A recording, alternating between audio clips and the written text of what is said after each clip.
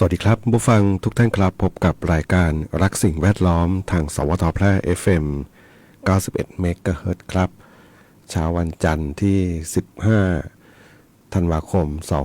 2568ที่กับผมแสวงเป้าเพชรเป็นผู้ดำเนินรายการครับกลับมาพบกับท่านผู้ฟังกันเหมือนเช่นเคยครับนะเริ่มต้นกันเช้าวันจันทร์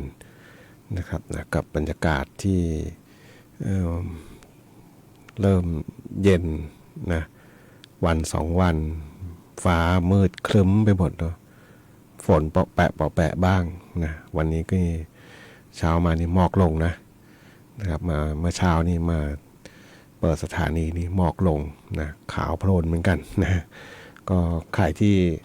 ขับรถนะใช้รถใช้ถนนนะครับนะโดยเฉพาะช่วงเช้ามืดนะครับนะระมัดระวังนิดหนึ่งนะเรื่องของอุบัติเหตุทางถนนครับนะแล้วก็ใครที่ใช้เส้นทางถนนยันตรกิจโกศลนะช่วงโรงเรียนสูงเม่นชนุปถัมภ์นะขาขึ้นจากเด่นชัยเข้ามาเมืองแพร่นะครับนะตรงตั้งแต่หน้าโรงเรียนสูงเม่นชนุปถัมภ์เนาะก็มีการปิดช่องจราจรมีการซ่อมไม่แน่ใจว่าน่าจะเป็นการซ่อมผิวจราจรเนาะเห็นมีทั้งเปิดหน้าดินเปิดคอนกรีตนะถนนออกเนาะแล้วก็เหลือช่องการจราจรอยู่เล็กๆนะครับนะไฟกระพริบละเนาะสะดวกเฉพาะเส้นทางขึ้นล่องเนาะส่วนรถที่จะเลี้ยวเข้าโรงพยาบาลสูงเม่นแห่งใหม่นะขาล่องไปก็ต้องไปกลับรถนะโรงเรียนหัวดงเนาะนะครับนะแต่จะเข้าทางบ้านศพสายก็ได้ แต่พอจากนะก็อาจจะยุ่งยากนิดหนึ่งเนาะ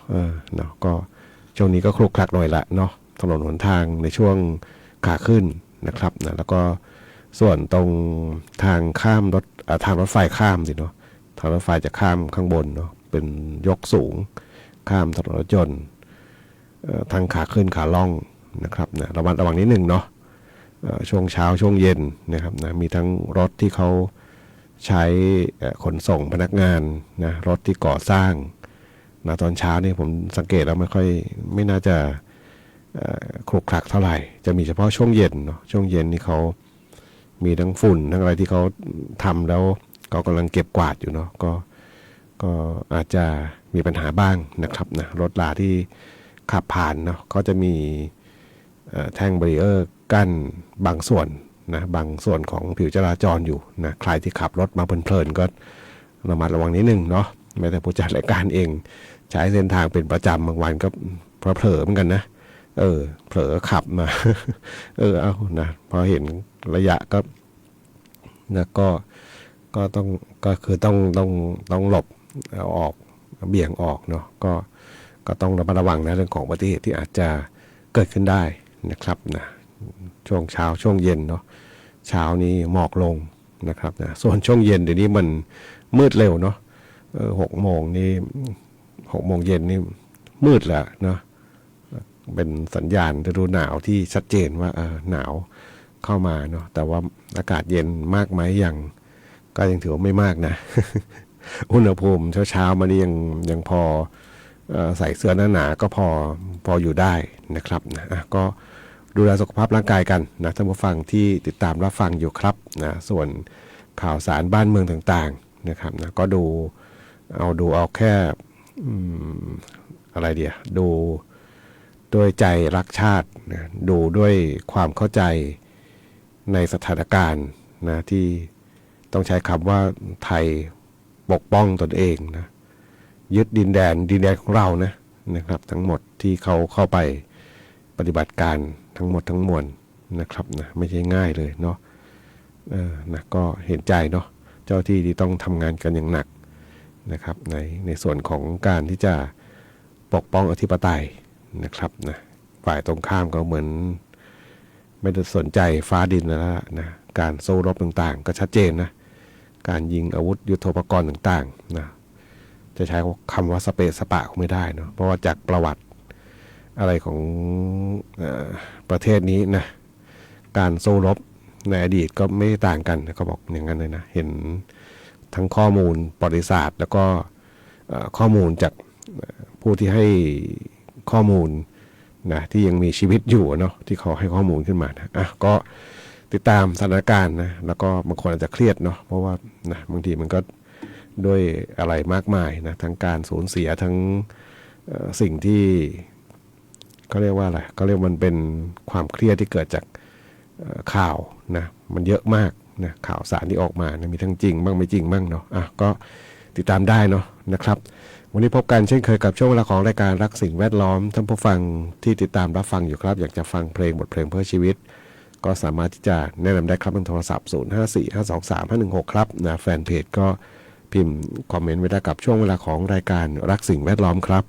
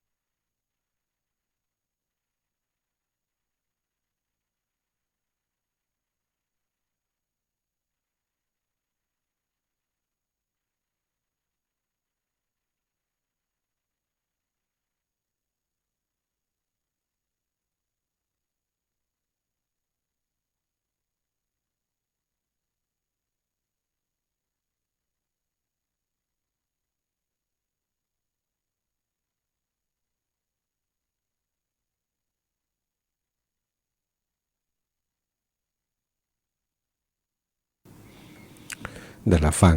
ผ่านไปครับนะกับบทเพลงของคุณอ้นทวัชชัยชูเหมือนครับนะบ้านกลางไพรครับส่งมอบเป็นความสุขสำหรับท่านผู้ฟังที่ติดตามรับฟังรายการรักสิ่งแวดล้อมทางสวทแพร่ FM 91 เมกะเฮิรตซ์ครับนะสำหรับบทเพลงเพื่อชีวิตในช่วงเวลาของรายการรักสิ่งแวดล้อมก็ยังคงทำหน้าที่อยู่เป็นเพื่อนกับท่านผู้ฟังในทุกๆเช้าของการทำงานครับนะ9 นาฬิกา 10 นาทีโดยประมาณถึงเวลา 10 นาฬิกานะครับนะผ่านทางคลื่นวิทยุ FM 91 เมกะเฮิรตซ์ครับนะแล้วก็ในส่วนของสื่อโซเชียลนะครับนะบน Facebook นะไลฟ์สวทแพร่ก็ใช้เป็นช่องทางสื่อสารแล้วกันเนาะเพราะว่านะเงื่อนไขของเจ้าของสื่อของเขาก็คือ Facebook เนาะเขาไม่ยินยอม บทเพลงนี้ไม่ได้เลยนะโดยเฉพาะเพลงเพื่อชีวิตหลายๆค่ายมีน่าจะ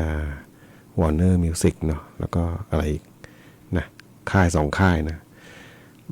เปิดปุ๊บนี่ ปิดกันปั๊บเลยนะนะก็นะด้วยเขาเรียกนะเรื่องของจะว่าไปก็คือความถูกต้องเนาะก็ให้เผยแพร่ทางวิทยุอย่างเดียวเนาะแล้วก็ใช้วิทยุนะครับนะปัจจุบันเนี่ยช่องทางโซเชียลมีเยอะเนาะการติดตามข้อมูลข่าวสารต่างๆถามว่าน่าเชื่อถือได้ไหมในฐานะคนทำสื่อนะบางทีไม่น่าเชื่อถือแล้วเนาะยิ่งปัจจุบันมียุค AI เข้ามานะการใช้ AI ในการทำทั้งแม้ว่าจะเป็นภาพนิ่งคลิปวิดีโอนะมันทำให้ความน่าเชื่อถือของข่าวสารแทนที่จะใช้ประโยชน์บนช่องทางเหล่านี้ได้มันกลับใช้ไม่ได้ไปแล้วนะครับยุค AI ที่สามารถที่จะก็การเขียนโค้ดป้อนข้อมูลที่ทำงานเนี่ยมันก็ไม่ได้ยุ่งยากเลยนะเป็นภาษาไทยเนี่ยพิมพ์เข้าไปเนาะแล้วก็ออกมาได้เป็นคลิปวิดีโอเป็นข้อมูลซึ่งมันเอาคือมันลักษณะ AI ประมวลผลมาคือมันไปหยิบไปจับอะไรไม่รู้องค์ประกอบที่เราเขียนเข้าไปนะแล้วก็มาผลิตเป็นคลิปวิดีโอออกมาเนาะถามว่ามันเหมือนไหมก็เหมือนนะ คือมันมีความเหมือนเลยแหละนะ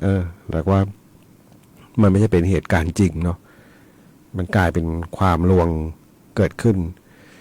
นี่เล่าให้ฟังนะว่าเห็นโดยเฉพาะคนที่เขาใช้ช่องทางในการจะว่าทำมาหากินก็ได้เนาะที่เขาบอกเอาหาเงินในอากาศนะเอาเนาะยุคที่มีการพัฒนาสื่อนะ ไม่รู้จะเรียกว่าพัฒนาสื่อหรือเปล่าเนาะที่จริงสิ่งเหล่านี้นะเขาผลิตขึ้นมาเขาทำมาเพื่ออะไรวัตถุประสงค์ของเขาบางอย่างนะครับนะใหม่ๆก็ลักษณะฟรีทุกอย่างหลังๆมานี่นะปกติเขาบอกของฟรีไม่มีในโลกเนาะสุดท้ายก็ต้องจ่ายเป็นค่าเช่าลักษณะค่าเช่าเนาะเพื่อที่จะให้เขาเรียกเปิดการมองเห็นให้คนได้ติดตามต่างๆเนาะจะว่าไปก็เหมือน1 ร้านค้านะต้องมีการโฆษณาการประชาสัมพันธ์ประมาณนั้นนะแต่ว่ามันใช้ได้หลากหลายเนาะแล้วก็จะว่าไปก็เหมือนกับขาดการควบคุมเนาะคนใช้ฟรีต่างหากที่ถูกควบคุมนะคุมทุกอย่าง ใครใช้ของเขาฟรีเนี่ยถูกควบคุมหมดนะแต่ว่าส่วนคนที่จ่ายสตางค์นะก็จะได้สิทธิพิเศษอื่นๆนะนี่เล่าให้ฟังเนาะเพราะทุกวันนี้การติดตามข้อมูลข่าวสารบนโลกออนไลน์นะครับนะก็ต้องยอมรับว่ามันขาดความน่าเชื่อถือไปเนาะจากการใช้ระบบ AI นี่แหละนะครับนะบางคนบอกก็ยิ่งผลิตเยอะก็ขยะเยอะ ก็ดูโดยเฉพาะเรื่องในช่วงที่เราอยู่ในภาวะที่ต้องปกป้องประเทศเรานะจากผู้ลุกรานนะต้องใช้คำนี้ได้จริงๆนะเพราะว่าที่เห็นประจักษ์พยานต่างๆนี่ออกมาจากทางกองทัพนะที่ไปได้ภาพมาทั้งหมดมันก็ชัดเจนนะครับนะบนจุดบางจุดเนี่ยมันแผ่นดินไทยนะครับแต่ว่าเขาลุกคืบเข้ามาเรื่อยๆนะโดยที่อย่างที่เขาบอกเนาะมีคนเขียนบทความไว้ก็อ่านอยู่ก็ชัดเจนเนาะในโลกของมนุษย์เรา ใครที่ตัวใหญ่กว่าแล้วก็เป็นแค่เขกหัวเด็กตัวเล็กๆเนี่ยนะไม่ใช่เด็กคนตัวเล็กกว่านะมันเหมือนถูกรังแกเนาะคนที่เขา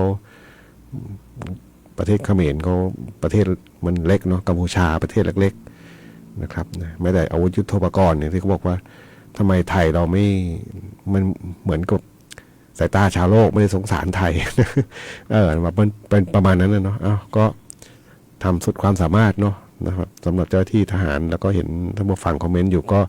ขอบคุณเนาะในการติดตามรับฟังเดี๋ยวจัดเพลงให้ฟังสำหรับเพลงที่ถามไทยกันมากับช่วงเวลาของรายการรักสิ่งแวดล้อมทางสวทแพร่ FM 91เมกะเฮิรตซ์ครับ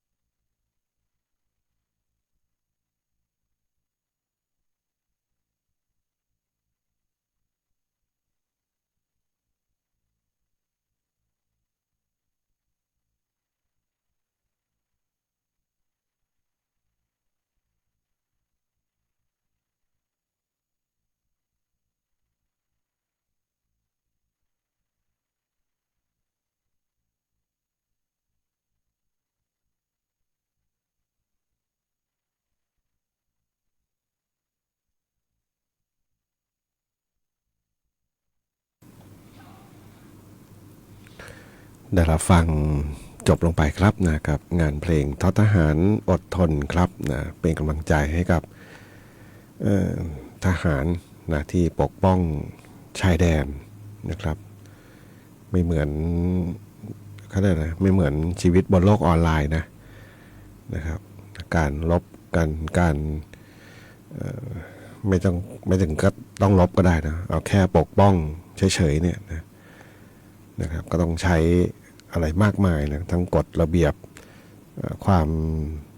ซื่อตรงทั้งหลายจำเป็นต้องมีนะครับไม่เหมือน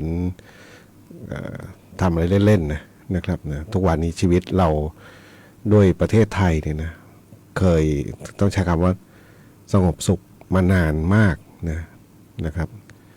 อาจจะมีบ้างนะตามแนวชายแดนนะที่มีการวางกำลังคอยปกป้องอยู่นะครับจะมีระหองระแหงกันบ้างแต่ว่าถ้าเทียบกับในอดีตนะที่อย่างผู้จัดรายการยังพอทันยุคร่มเกล้าเนาะทางพิษณุโลกนะการสู้รบในสมรภูมิไม่ได้ไปนะแต่ว่าติดตามข่าวฟังวิทยุนี่แหละเนาะสมัยก่อนก็ฟังวิทยุที่เป็นระบบ AM นะระบบ AM นะสงครามเขมรแดงนี่แหละนะที่หนีมาอาศัยแผ่นดินไทยเราที่เป็นปัญหานั่นแหละนะแถวอะไรหนองจานใช่ไหมเนาะคือเขมรฆ่ากันเองนะเขมรแดงนะสู้รบกันเองเข็นฆ่ากันเองแล้วก็บางส่วนก็ต้องหนีตายมาอาศัยแผ่นดินไทยนะครับนะ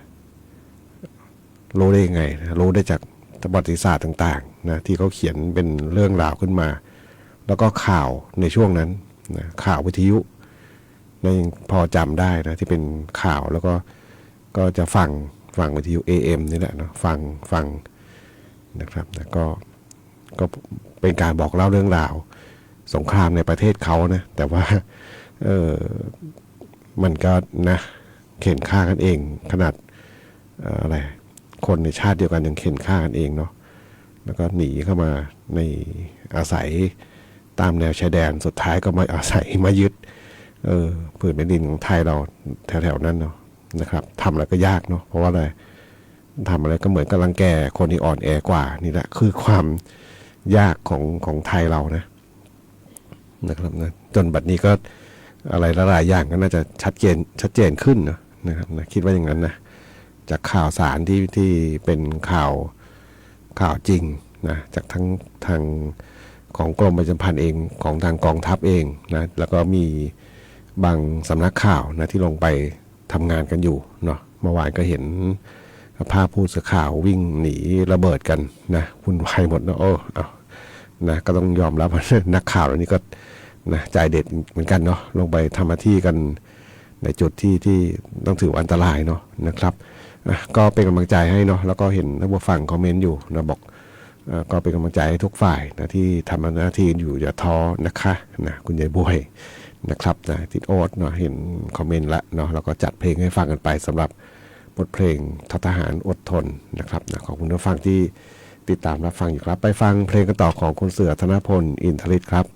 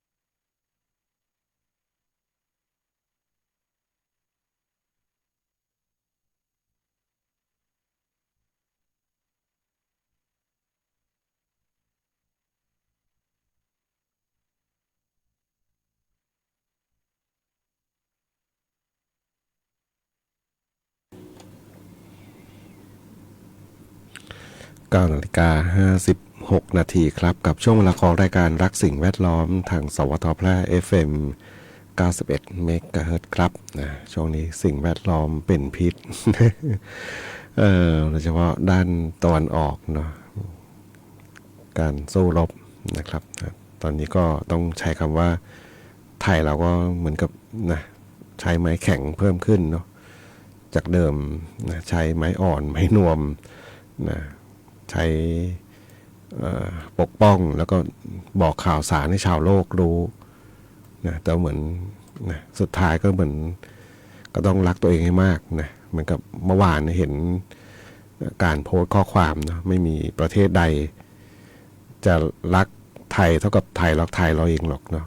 คนไทยแล้วรักคนไทยจริงนะดูหลักฐานข้อมูลต่างๆที่เริ่มค่อยๆเปิดออกมานะครับการส่งอาวุธยุทโธปกรณ์ต่างๆการอะไรต่อมีอะไรเนาะตอนนี้ก็เริ่มที่จะชัดเจนขึ้นนะก็เป็นกำลังใจให้เนาะที่ทหารนี่ที่ปกป้องประเทศด้วยชีวิตนะครับจะ